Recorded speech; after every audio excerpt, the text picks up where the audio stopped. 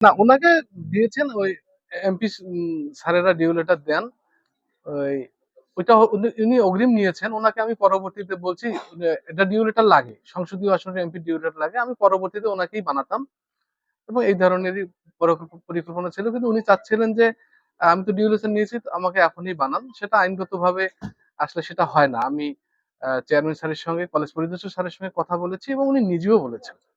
এটাই। ঘটনাটা কোথায় ঘটেছে? মানে অস্ত্রটা কোথায় আপনাকে দেখিয়েছে? আপনার বাসায় না প্রতিষ্ঠানে? না ভাই, এটা তো আপনারা জানেনই। না, আমার না, না, প্রতিষ্ঠানেই ঘটনা আপনার ঘটেছে না, বাসায়। আপনার মুখ থেকে আমার আমার প্রতিষ্ঠানেই।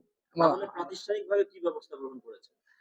প্রাতিষ্ঠানিকভাবে আমার জিবির সদস্যরা এ নিয়ে একটা মিটিং করেছেন এবং জিবির সদস্যবৃন্দ সাথে আমাদের জেলা প্রশাসক মহোদয়ের কথা হয়েছে।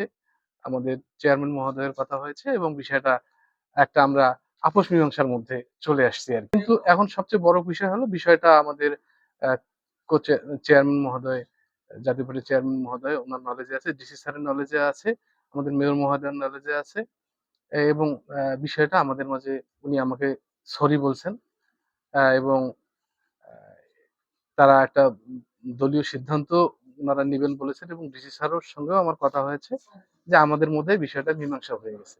তো আমি আপনাদেরকে অনুরোধ জানাবো এই বিষয়টা নিয়ে আর মানে কোন প্রকার প্রচারণা না করার জন্য।